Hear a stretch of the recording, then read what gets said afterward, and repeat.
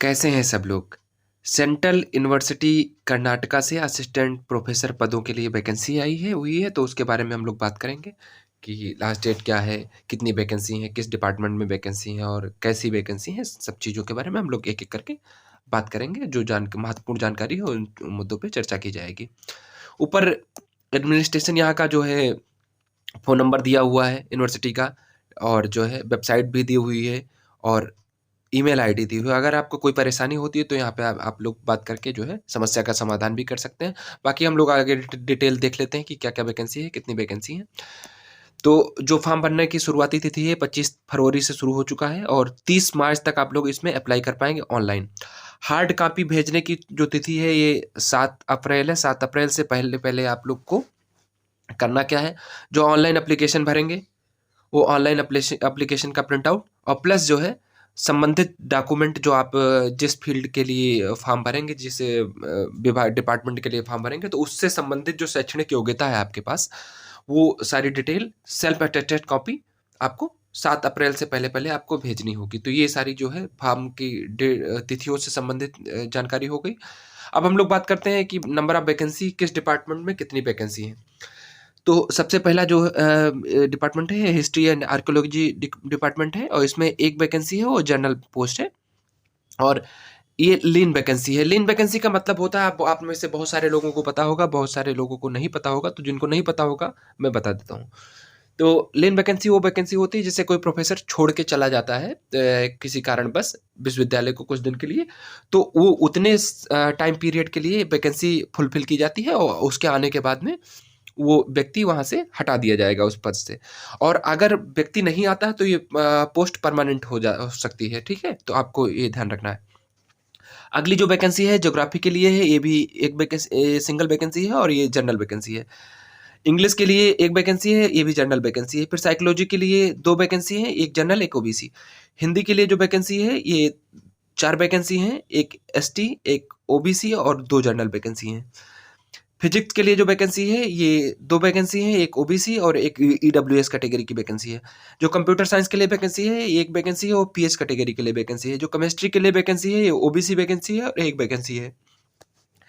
Electronics and communication के लिए जो वैकेंसी है, ये 3 वैकेंसी है, एक एसटी, एक ओबीसी और एक जनरल वैकेंसी है। टोटल नंबर ऑफ वैकेंसी 3 है। इलेक्ट्रिकल इंजीनियरिंग के लिए जो वैकेंसी है, एक एससी है और एक ओबीसी, यानी टोटल नंबर ऑफ वैकेंसी 2 है। लिंग्विस्टिक के लिए जो वैकेंसी है ये 2 वैकेंसी है और दोनों के दोनों वैकेंसी ओबीसी कैटेगरी की हैं। म्यूजिक एंड फाइन आर्ट के लिए जो है वैकेंसी है, ये 1 वैकेंसी है और ओबीसी वैकेंसी है। एजुकेशन के लिए जो वैकेंसी है ये 11 वैकेंसी हैं, सबसे ज़्यादा इसी में है शायद। एक एससी के लिए है, एक एसटी के लिए है, 3 ओबीसी, 4 जनरल के लिए है, एक ईडब्ल्यूएस कैटेगरी के लिए है और एक पीएच कैटेगरी के लिए है। टोटल जो है नंबर ऑफ वैकेंसी 11 है, जो एजुकेशन के लिए। फिर उसके बाद में जो वैकेंसी है अगली साइकोलॉजी के लिए, और ये एक वैकेंसी है, एक वैकेंसी और ये ओबीसी वैकेंसी है। फिर अगली वैकेंसी है मैनेजमेंट के लिए, एक वैकेंसी है और फिर ज्योग्राफी के लिए एक वैकेंसी है और ज्योग्राफी यूजी के लिए एक वैकेंसी है। लाइफ साइंस के लिए एक वैकेंसी है, पीएच वैकेंसी है। लॉ के लिए एक वैकेंसी है और जो है ये जनरल वैकेंसी है। तो टोटल जो नंबर ऑफ वैकेंसी हैं एक 38 वैकेंसी हैं और बाकी कैटेगरी वाइज डिवाइडेड हैं। जो लीन वैकेंसी हैं ये हिस्ट्री, साइकोलॉजी, हिंदी और इलेक्ट्रिकल इंजीनियरिंग में वैकेंसी हैं और बाकी और वैकेंसी जो है वो परमानेंट पोस्ट हैं। तो ये हो गई वैकेंसी के बारे में डिटेल। उसके बारे में जो जो अगली डिटेल है, ये एज पर 7th कमीशन, ये जो एकेडमिक लेवल है, इसका एक पे स्केल है एकेडमिक लेवल का, ये लेवल 10 की वैकेंसी है असिस्टेंट प्रोफेसर की। और अगली जो डिटेल है एजुकेशनल क्वालिफिकेशन जो है आपकी यूजीसी के अनुसार जो भी योग्यता निर्धारित होगी वही योग्यता आपकी रहने वाली है, तो आपको यह ध्यान रखना है। सारी डिटेल नोटिफिकेशन में दे रखी है, अगर आप चाहें तो इसको जो है मैं लिंक डिस्क्रिप्शन बॉक्स में दे दूंगा, वहाँ से जाके डाउनलोड करके पढ़ भी सकते हैं। तो उसके बाद में आप अप्लाई करेंगे, वहाँ से लिंक मैं सारी जो है दे दूंगा आपको, वहीं से जाके डायरेक्ट अप्लाई कर सकते हैं। तो एजुकेशनल क्वालिफिकेशन यहाँ पे बताने का कोई अर्थ नहीं, औचित्य नहीं है, क्योंकि आप लोगों को पता होगा जो लोग अप्लाई करते होंगे। और बहुत सारी डिटेल इसमें लिखी है सभी डिपार्टमेंट के बारे में अलग अलग।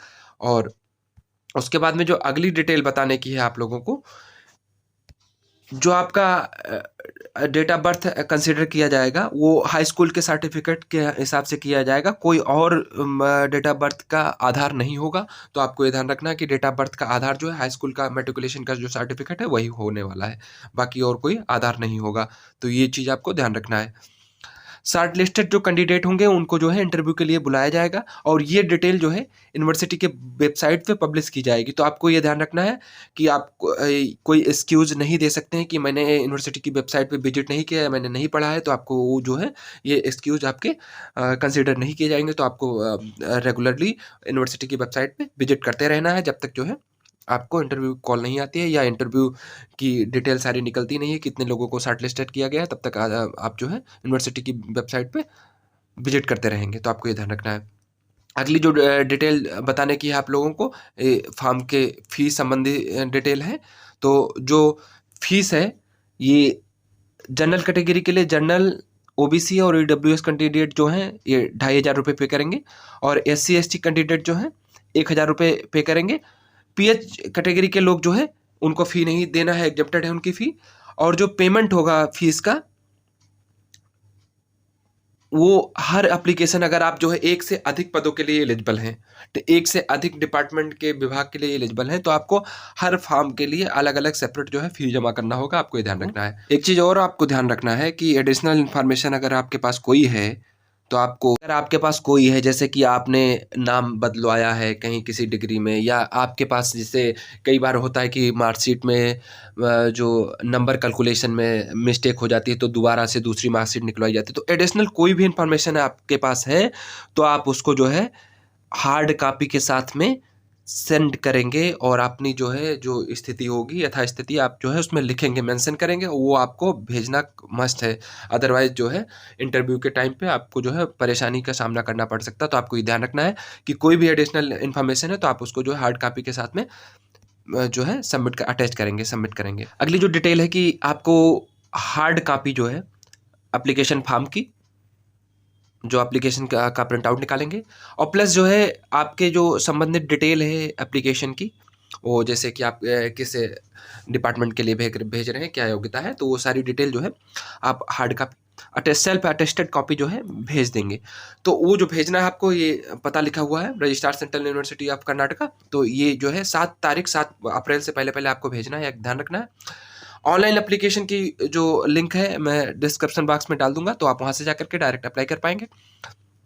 तो और बाकी आपको एक चीज़ और ध्यान रखना है कि यूनिवर्सिटी की जो वेबसाइट है उस पर रेगुलर विजिट करते रहना है, क्योंकि शॉर्ट लिस्टेड जो कैंडिडेट होंगे उनकी सारी जानकारी आपको वहीं से मिलेगी। और बाकी अगर कोई डिटेल आपको जाननी हो तो यूनिवर्सिटी की जो हेल्पलाइन नंबर है और वहाँ का जो मेल आईडी है वहाँ से आप जो है डायरेक्ट संपर्क कर सकते हैं। ठीक है, बाकी आप अपना ख्याल रखें। Thanks for watching.